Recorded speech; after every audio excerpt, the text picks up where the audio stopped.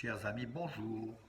1er septembre, nous sommes le jeudi 1er septembre 2022, déjà le mois de septembre, vous vous rendez compte, ça passe très très vite.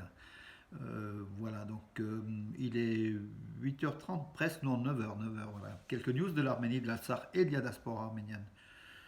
Je suis un peu confus, j'ai dormi, encore une fois, j'ai dormi très très peu, donc ce matin, vous m'excuserez de mes erreurs, voilà, mais en tout cas, l'esprit est là, donc de l'information arménienne, et je vais essayer de vous en donner quelques-unes. Donc hier, l'information donc du jour était donc Bruxelles, donc l'Europe, avec le Conseil de l'Europe et le président du Conseil de l'Europe, Charles Michel, qui avait réuni Nikol Pachinian, le Premier ministre arménien, et Haïdar Aliyev, Ilham Aliyev, pardon, Haïdar c'était son père, pour une rencontre dans le but comment dirais-je, d'effacer un peu, d'arranger les accords entre Arméniens et Azéris au niveau de l'Artsakh, au niveau de la frontière.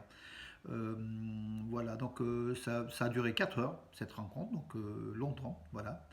Les deux hommes se sont serrés la main au départ, mais on voyait que Pachinian était plus réticent, dans la photo du moins, c'est ce qu'on peut interpréter. Mais il a serré donc, de la main donc, d'Aliyev, donc voilà la demande de Charles Michel pour la diplomatie. Voilà. Ces rencontres qui ont duré donc 4 heures ont abouti à quelques résultats a priori. Déjà, le premier résultat est que ces rencontres vont se poursuivre au mois de novembre. Donc, il y aura encore d'autres rencontres. Ça sera la cinquième ou la quatrième entre Aliyev et Pachinian sous la houlette de l'Europe, en fait. Hein. En fait, des accords ont été donc conclus pour poursuivre les négociations de fond au niveau des ministres des Affaires étrangères d'Arménie et d'Azerbaïdjan. Donc, ils vont se rencontrer aussi à Bruxelles. Un calendrier a été fixé également au mois de novembre, voilà, pour que les deux chefs de la diplomatie, donc d'Arménie et d'Azerbaïdjan, puissent se rencontrer pour essayer de régler les problèmes frontaliers, les problèmes aussi des prisonniers de guerre hein, qui ont été donc soulevés. La situation au Haut-Karabakh, voilà, la sécurité donc, de la population. De nombreux problèmes ont été quand même soulevés donc, lors de cette rencontre. Nous ne faisons pas la fine bouche, hein, c'est toujours une de plus, et c'est quand même bien. Par contre, la Russie a critiqué donc, ces négociations en affirmant que bon, un peu la Russie critique donc la médiation de l'Union européenne du moins pour la poursuite pour les pourparlers. Donc la Russie qui affirme que l'Europe n'a pas fait grand-chose et ne fera pas grand-chose. Voilà, donc, et que seule la Russie est de façon sérieuse sur place et essaye de faire quelque chose avec ses soldats de paix. Voilà, donc Moscou ne voit pas d'un très bon oeil effectivement cette prise en main du dossier donc, de l'Artsakh et de l'Arménie et de l'Azerbaïdjan par l'Union européenne. Moi, j'avoue que personnellement, je suis aussi réticent, hein, parce que l'Europe est plutôt pro-turque et pro-azérie que pro-arménienne. Et puis en plus, tout cela s'est fait au détriment de la Russie, avec le groupe de Minsk qui est aujourd'hui défaillant, puisque la coprésidence était avec la Russie, la France et les États-Unis. Donc l'Europe sent que c'est le moment de s'engouffrer et a pris un peu la relève. Voilà, donc ça peut vexer. C'est Maria Zakharova, la porte-parole du ministère des Affaires étrangères de Russie, qui l'a affirmé donc hier. À demi-mot, c'est des critiques en fait de cette position de l'Europe qui essaye de s'immiscer dans le dossier du Sud-Caucase, qui est une zone plutôt réservée à la Russie. Hein. Voilà. Charles Michel a souligné donc après donc la rencontre l'importance de la libération des prisonniers de guerre arméniens. Donc il a rappelé à Aliyev donc qu'il fallait libérer les prisonniers de guerre arméniens illégalement détenus en Azerbaïdjan. Voilà donc suite à la guerre de 44 jours en Artsakh de septembre, octobre, novembre 2020. Voilà. Voilà donc où on en est mes amis. Donc voilà donc Maria Zakharova a affirmé donc hier, toujours pareil, la porte-parole du ministère des Affaires étrangères de Russie a affirmé que la Russie continue de travailler pour débloquer les liaisons de transport avec Yerevan et Bakou. Donc voilà, la Russie est quand même un partenaire important que l'Europe veut peut-être un peu éjecter donc un petit hâtivement.